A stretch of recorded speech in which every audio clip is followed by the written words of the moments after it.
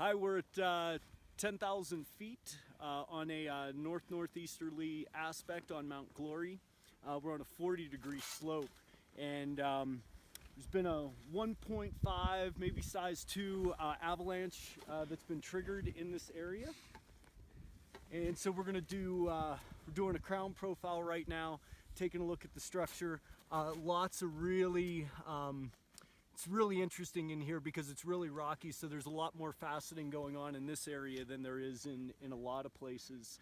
So we're going to do an ECT just to see what the crown face looks like and see if we can get any results.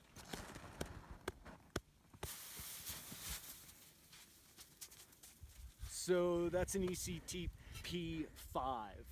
A lot of energy coming off of a 40-degree slope, and lots and lots and lots of facets.